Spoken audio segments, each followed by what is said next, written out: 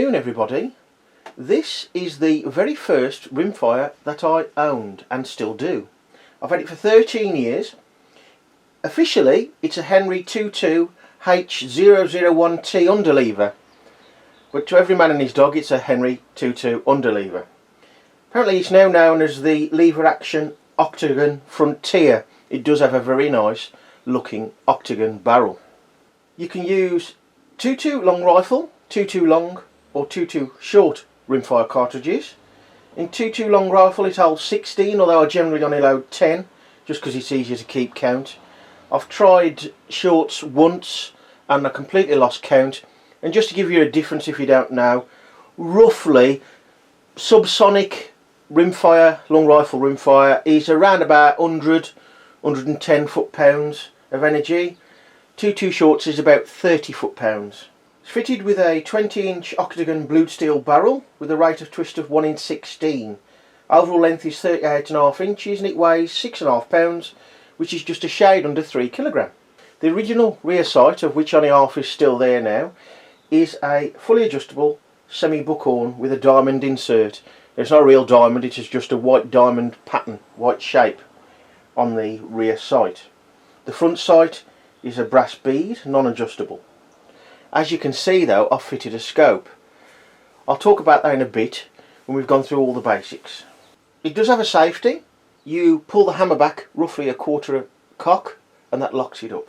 Stock is American walnut, and I think you'll agree it is a very sweet looking rifle and quite a sweet shooter. Currently it's set up for 25 metres. There's the lovely walnut butt, the small loop underlever, the scope, what remains of the rear sight. It's quite a basic rear sight really. It has a small folded step piece that you just move up and down to raise or lower the sight. There's the front bead sight. Got a bit more walnut there for the fore-end grip. And the scope there is a Leapers 3-9 by 32 AO. Illuminated, although I don't use that anymore. I've tried it a couple of times but I don't need it. It was bought because it was very small. It was also bought because I wanted to see what I was doing when I'm shooting without having to take a spotting scope. Sometimes you don't have to be too complicated, just pick up a decent rifle with some decent ammo, some targets and go and shoot. And this is what I did with this one. Just by adding that small scope allows me to see what I'm doing without having to take anything else. So in short, it's really more about seeing what I've done than what I'm doing, if you like, if that makes sense. This rifle is predominantly an open-sighted rifle, although as you can see I have put the scope on and it can accommodate a variety of scopes, even though it is quite a small rifle. Because that it's predominantly open-sighted, the comb on the stock is quite low, which means you do have to fit the scope quite low as well. As you can see, it's a very short scope, doesn't sort of overpower the look of the rifle too much, and it is quite a decent quality scope. It didn't cost a lot. Unfortunately I can't get any more of these. It's from a company called JS Ramsbottom.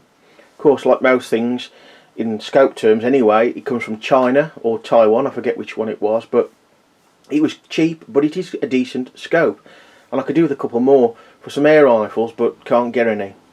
One of the things I don't like about this rifle is the size of the loop. Although it's not that bad and I've put up with it and I will continue to do so. It's a bit cramped here, though it can get in okay. It's a bit cramped here with 3 fingers in. A slight awkwardness by having the scope fitted is access to the hammer, which is a little bit more restricted. You can still do it, but what you tend to do, you have to access it from the side. So you pull it back slightly like that, quarter cock for the safety. There's the remains of the buckhorn sight.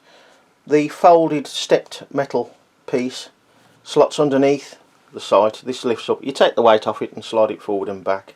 Now most folk would recognise this rifle and call it a Winchester, and the original Henry company, the company that made this rifle, is not the original company, but the original company was the maker of the forerunner of the Winchester rifle, or what became the Winchester rifle, but I'm not very up on the history of that, so Google's your friend. With most, although not all Henrys now, the loading's different to a Winchester or a Marlin for that matter, and several other makes. Just take Winchesters as one example. They would have a side loading gate here. You don't have that with this Henry, although some of the Henrys do have that now, and I would prefer that if I was honest. This is a front tube loader. They're all tube loaders, the Winchesters, this, the Marlins. The ammunition gets loaded and is loaded into this tube here. But with this one, instead of the side gate on the receiver, you open up the tube here. You turn this knob and you pull out. As you can probably see, it's not really that clever messing near the muzzle. So obviously make sure you're safe and the gun is empty. And you pull this rod out. You can leave it in. This rod has got what I call a golf tee on the end, and this is the second one of these rods I've had. You can leave this rod protruding out the loading tube, you know, perhaps 2/3. And in general that's what I've done. What you do, you drop your cartridges through there. You've got a slight incline on the rifle, they slope down the tube as you go. You slide the tube back in, it's spring loaded with that golf tee here.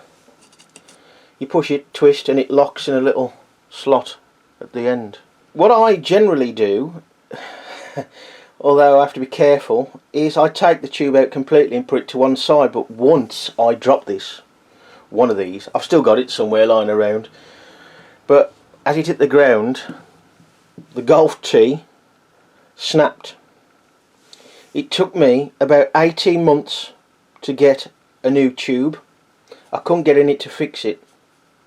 I suppose I could have took it to a gunsmith, but I think it cost me 30 quid for a new one, and it would have cost a lot more than that, I think, to get a gunsmith to look at it and fix it, hopefully.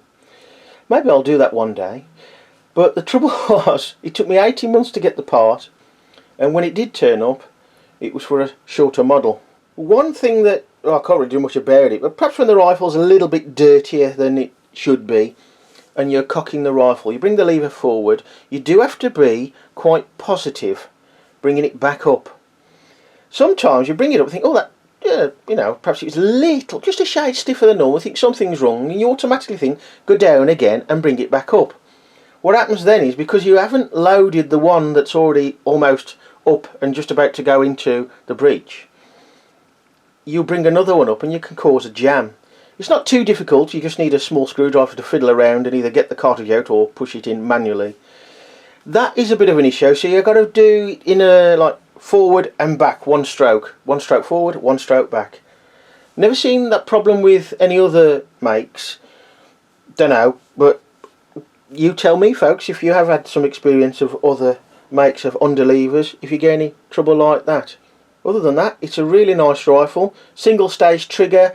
It's a bit, I suppose you might say, mushy. Perhaps it'd be nice if it had a two-stage trigger, but you know, it's a simple rifle. It shoots well in either with the scope or with the open sights. The only errors is the shooter, i.e. me. It's far more accurate than I am, but it's a really beautiful looking rifle, apart from a bit of a mark there where I put some solvent on it by mistake and took the paint off. But it's a really nice rifle. It's 13 years old, and I think it'll outlast me.